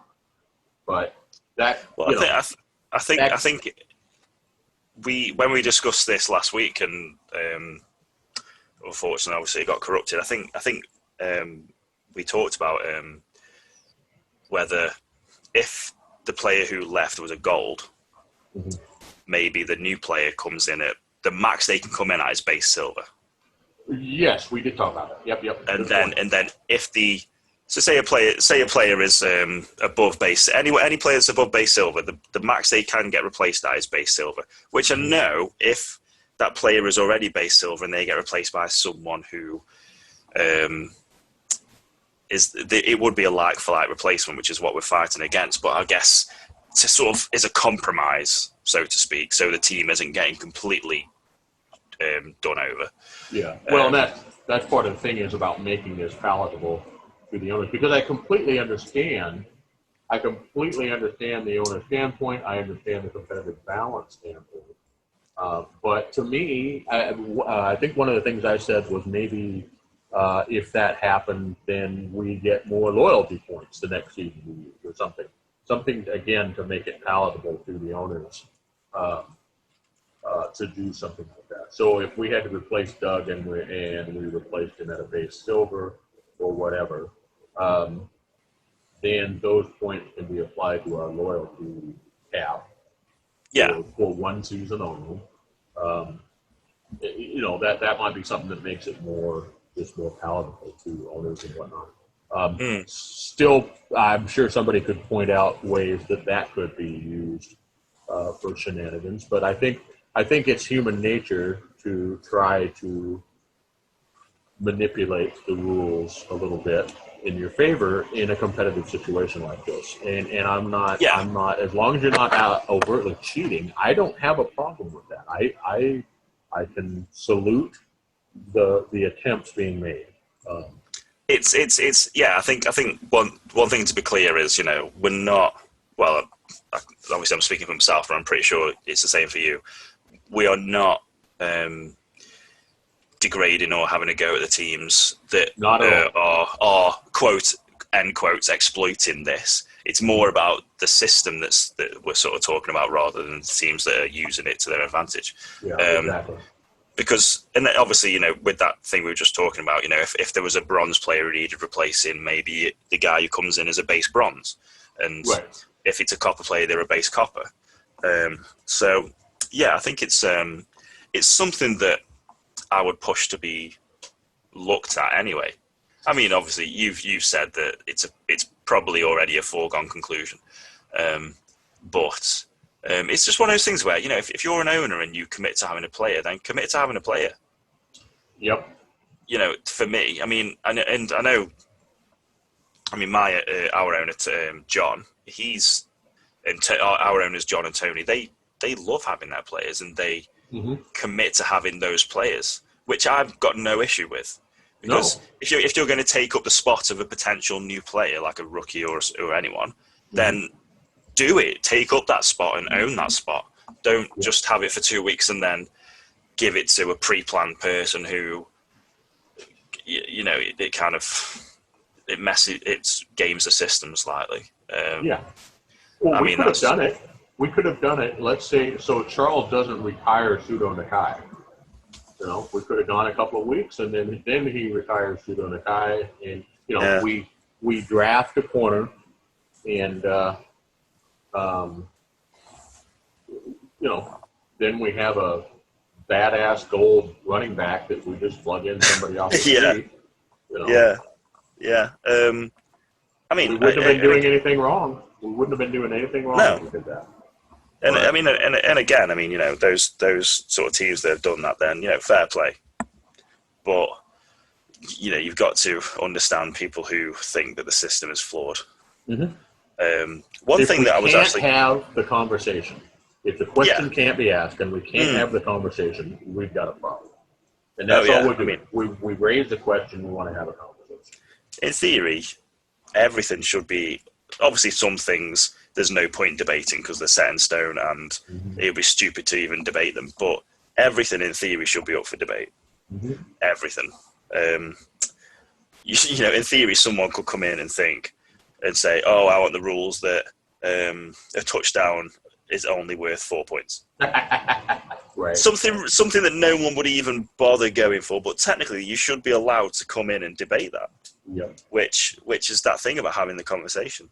A question I was going to ask you on the back of this was, I know it's been mentioned in the past, in the interest of simulation, was injuries, and whether they should have more of an effect than they do on the season, and if they carry forward over the season rather than just being game-to-game injuries, and what your stance on that is. Well, and that's where the realism thing comes into play. I think the problem with it is if we do injuries, they've got to be limited to a certain stretch of games, I think, because obviously we've seen, guy for his Achilles, he's out 27 weeks. Well, if I just paid my subscription, Yeah, what are you paying for? You're still, even the most team guy in the world wants to see their guy playing on the team. Yeah. So yeah, especially like if it's your third season, you've just got to a gold contract. Right. You're like, I'm the number one receiver, and then you get injured week 1.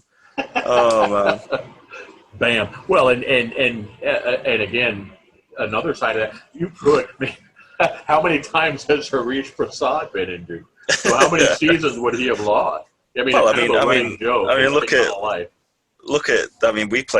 played against Portland, 2 of our receivers got injured. Oh yeah. John Blades and A-Star Miramontes both got injured. I can't remember how long they would have been out for if we'd done it like that. But one sort of way to combat that in a way would be to have a system where you are not out. Okay, so say you get injured for that game and you're out for the game. Mm-hmm. Then say your injury is whatever, and it lasts for 6 weeks. Okay. Maybe you get a hit to your ratings for that 6 weeks. Oh. Okay. So, and obviously this is never going to happen, but it's still something we could talk about. Yeah, it's fun to talk about, fun to discuss. And you could even go as far as saying, okay, so what have you got? You've got a torn hamstring, right? Okay, your speed will go down by 5 for the next 6 weeks until it heals. And that is, and you are not allowed to progress speed or whether it stops you progressing a certain attribute or just something like that where it has a negative effect without actually taking you out of the game completely. That's an interesting take. I like it. Obviously, Harish would be down about 20 value points because he gets it so often. But I don't know if Harish listens to my show or not, but if he is right now, he's going, no. And I understand. Believe me, I understand. Does Harish listen to anyone? I don't know. I do quite like Harish, to be honest. He always comes in with pops up with something funny to say. Yep. But yeah, no, it's something that again is fun to talk about. And if we're going to be a truly sim league, as the name suggests, then it's. I think did we talk about player archetypes for more than one position last time as well? We did talk about it a little bit in the interest of simulation and variation. We did talk about not having 6'6" wide receivers that were just as fast as a 5'9" or yeah. And I think my main point with that, just rifling through these sort of simulation based points now, was that in a league where the variation used to be you had 12 star players you could have, and the variation was where you put those star players. That was where the variation was. And that's kind of what made it, if anything, most interesting. Yeah. Now it's transitioned to the most interesting part is having your own player on the field, because now builds, whilst they are slightly different still, especially with the introduction of offensive line now, they're getting more similar. Yeah. More teams, when you look down, are looking similar. Yep. I know Vegas are an exception because we've got 4-star wide receivers, but if we add even more star players onto that, then, it's going to get to a point where everyone on the field at all times is going to be a star player. So there's going to be the only variation is going to be play calling, basically, and strategy. Yeah, which is or how much you're allocating value to those different positions. Yeah. But still, that's a pretty subtle difference. Yeah, which is fine, but I feel like to add more variation and to make it more interesting, to make coaches and owners' jobs harder and GM's jobs harder because they'll have to think more about their build. Because in the past, you used to have to think about your build a lot. Yeah. Because, each star player was, if anything, had a heavier weight on the outcome because there was more generics around. So where you put them was really important. So if you added archetypes for, let's go fantasy land. Let's say every position had archetypes. If you added archetypes for every position, it would just add to that variation and add to that strategy and thinking, right, what am I going to do with this build? Where am I going to put my points? Am I going to have my number one receiver as a deep threat? Is my number two receiver going to be across the middle, big body possession receiver? Am I going to have a typical fast, quick slot receiver?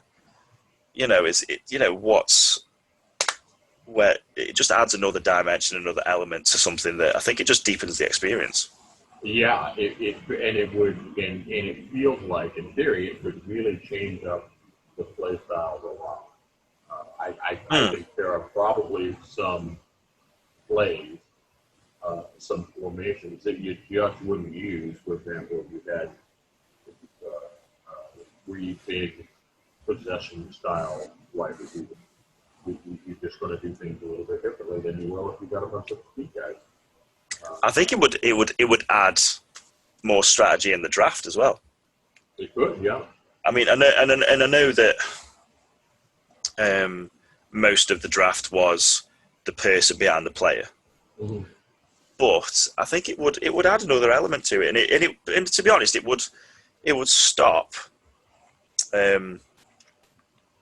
players. It would allow more variation for players who say you want to build your receiver at 5'9". It would kind of give more weight to building a receiver at 5'9", rather than having these 6'6" behemoths. Just Just fast. yeah, like a lot of the wide receivers are 6'6", 230. My linebacker is 6'3", 238, and he can only have 82 speed. So he's got no chance against someone like that. No. If every receiver's like that. So yeah, I think it's just something that's another. Those three things, the things we've just talked about, the injuries, the players replacing at the same value, and the archetypes, are three things that are fun to talk about and are worth a serious conversation. Yeah. I mean, they're. I think if we just stay static, then we find ourselves somewhere where we're kind of just going, nah, looking at things, looking at the league, whatnot. Maybe not. You end up like a soldier in no man's land. You basically just exist. The league always needs to be, in theory, it needs to be get its heart pumping, get those muscles moving and going forward every season in some way. And people's attention spans are short these days. You need to keep it fresh. Yeah, well, and we have competition out there. Apparently, Maximum Football, that Doug Flutie game, they are doing a simulation league that is, from what I've heard, modeled on us. They've been paying attention to us. They have something like 800 people signed up to participate. Oh yeah, sounds like a big deal. Well, I mean, there's another sim league that I stumbled upon recently, and I just joined it out of interest. And the issue for them is the presentation's nowhere near what we've got at all. Right. But but they've got some ideas that they've got archetypes for every position. I saw that. I think we're talking about the same group. They have injuries too. And I know they use a different game system, which is why their presentation's nowhere near as good. But they've got a loyal following, and they've got quite a few, a lot of people who were in that league, and I think the sort of the appeal for that one is the fact that they get through so many seasons. They're on like 35 seasons, and they're a younger league than the SFL, but they're on the 35th season. But then, I guess, at least with the appeal of ours is that that season feels like a true journey. I feel like an SFL season feels like a real journey. Yes, I agree. A proper season. I agree. Yeah, I was chatting with somebody who's in a different one who's like, you only run 2 seasons a year? And it's like, yeah, but it's cool. It is very cool. So. Yeah. It's. I mean, again, I know I've joined this other league, but don't think that I'm going anywhere. The SFL is still number one by an absolute. Oh yeah, me too. Margin. Me too. Not that anyone. If that's just in case anyone out there cares. Maybe people are like, what's this? What's this guy expecting a farewell party? But in case anyone cares, no, I'm not going anywhere. Yeah. Vegas, you can't well, I care. I care. Oh, so thank you, Brian. Thank you very much. Is there anything else you wanted to talk about? Is that we've covered everything? I know we've been much more succinct and much more concise this time.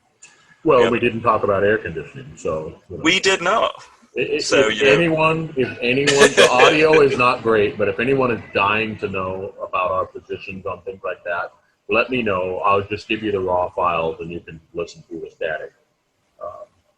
It's good stuff.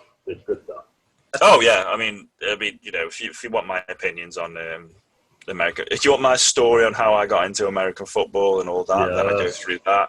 It's a great story. It's probably one of the best stories you'll ever hear. It's a good story. It really is. Oh yeah. You know what? They might even make it into a film one day. I would be first in line to watch it. If they're going to keep it authentic, they need to have it in a field with like no bleachers or anything to show. Yeah, just basically in a field with some rugby posts, not even like a drive-in. Yeah, like a drive-in theater, but you can't have your car in there or something. Actually, went to one of them on last Sunday. A drive-in theater. Yeah, they're not a popular thing in the UK, but there's one that was about half an hour from my house, and I went, and it was great. I mean, they had like pop-up food stalls, and I had I don't know if you have this over there, but chips with curry sauce on. Oh my god, so nice. I took like some cheap pillows and a cheap duvet and just set it up in my the what do you call it? The trunk of your car. Yeah. And just lay down and watched. I think it was Wolf of Wall Street. I don't know if you've seen the Wolf of Wall Street. Oh yeah. Yeah, just watched that, and it was great. We in my hometown we have one, and it was for a while. A couple of them are starting to pop back up, but for a while there weren't hardly any around anywhere, and so people be coming from out of town to go to ours. And I remember going with girlfriend, ex-wife, all of that stuff. I had one of those SUVs, and would put the seat down in the back and pillows and blankets and all that jazz, and I had a banging stereo system. And we'd go watch the movies and just kick back and lay back in there and watch them. It's a good time. It's a fun time. The only issue that with England, which did hit hard, was the rain. It did start to rain, and my sort of the lid of my trunk didn't do a great job of covering my feet. But other than getting a bit of a soggy duvet. It was really good. I really enjoyed it, and I'd definitely go again. Fun. And I was surprised how good the sound is in your car as well. The stereo system in my car. I was impressed with the sound of it. I suppose the acoustics are good because you're in a small area, but yeah, it was great. So that's a little segue into my social life. Yeah, we almost are at the point that we could start talking about air conditioning as the way we're going now. Yeah, no. So let's not do that. We've already mentioned it 4 times too many already, so we can't. People are going to be like, "What the heck is it with air conditioning?" Oh, I'm going to get messages about air conditioning, like as though, do you fit air conditioning? Is that your job? No, I don't. No, we don't have it in the UK. Not in the UK. No. Anyway, before we actually get talking about it. All right. Well, hey, as always, it's fun to have you on here. Let's not go quite so long before we do another one. It's been a minute. It has. How about when we hit the 3/4 point, we do a check-in there. So 3 more games, perhaps, close to it, or maybe a playoff preview when that's starting to clarify a little bit. That's an interesting one. I would happily do it. I'd love to do a playoff preview. Yeah, I was a bit. I remember listening to your season preview video podcast, and I was sort of forming my own opinions that I wish I could have shouted out as well. So I would have agreed with you on the St. Louis opinion, by the way. Sorry, St. Louis. Well, could be wrong, and I've already. You know what? I hope we are wrong, because St. Louis are a team that I've always liked, and I've always wanted to do well, because Dwayne and Colin, who run that team, are great guys. Oh yeah, lovely blokes, and I've always wanted them to do well. And I wasn't very involved last season when they did do well, so I didn't see it much. But I always think they have really tough luck. But you know what? I would really like to see them do well, as long as they lose to Vegas in a couple of weeks. Right. Oh, yeah, I'm all right with that. I'm on board with that. They lost to us. It's only fair that they lose to you. They can win the rest. Yeah, they can go 5-1 for the rest of the season, and I would be very happy. Fine with that, yep. I'm on board for that. St. Louis deserves to keep some people together, have some stability, be able to grow, and you want to see it. If you don't want to see it, you're a heartless monster. I'm just going to say. Oh, I mean, because they've been a team since season 8, something and like that. To have kept it going for so long with such, we'll say, limited success. Mm-hmm. It's quite some feat. I mean, it's like I feel a bit sorry for London as well. They're 0-6, but you know what? For an 0-6 team, they're a good team for an 0-6 team. Well, they battled in some of their games. They've really battled with some. Yeah, and obviously Liam stepped down from doing the coaching, and he's given Dustin, and I'm not sure he's doing the defensive coaching now, but he's given 2 new people a chance, which I think is I'm happy for him to do that. I think that's right. On the face of it, it looks like a really knee-jerk reaction, but I spoke to Liam and he just said that he's done it for a long time now. He just wants to give someone else a chance, and to me it's an admirable thing. I can't decry from that. No. Anytime you give someone who's Dustin, who's a really enthusiastic young person in this league, and I really get on with Dustin. I think he's a really cool guy. Yeah, he was on San Jose, and I like that guy a lot. Good guy. Yeah, and I think Tanner Hendricks might be running the defense. I think it might be Tanner. Yeah. Oh well, again, another great guy. I really get on. Tanner's. I'd say Tanner's like one of my friends in the league. Yeah. Someone who comes to me and talks to me about things, and I would do the same for him. So to give those 2 a chance to coach, and they've done a good job. They didn't disgrace themselves against. They hung in there against in the last game against. I forgot who it was now, but it was a good team they were playing. Atlanta, wasn't it Atlanta? Yeah. They hung in there. They hung in there against Atlanta, and if they get it figured out, then more power to them. If they go 6-6, you know what? Hot take: London 6-6. Wow. End of the season. That's not a hot take. That's a very poor bet, but I'm gonna roll with it. If they win, I think I've got them on who you got this week. I have got them on the who you got this week. I've got them against. I've got them beating Arizona this week. I'm one of the 25. I'm one of the 25 people who've chosen London. Ooh, all right. They're at home. They've got as good a chance as anyone. I've got them. Don't let me down, London. Don't let me down. All right. Well, you heard it here first, people. Mm-hmm. One of our catchphrases. All right, that was fantastic. Okay, so we are on. We're gonna do a playoff preview as we get closer to that. So that's 3, maybe 4 weeks most. We'll do that. That sounds good? That sounds absolutely fabulous. All right, everyone, set your calendars. It's going to happen. You're going to love it. I know you will. And on that note, this has been Coach's Corner. I want to thank you all for joining us, and we'll see you next time. See you later, guys.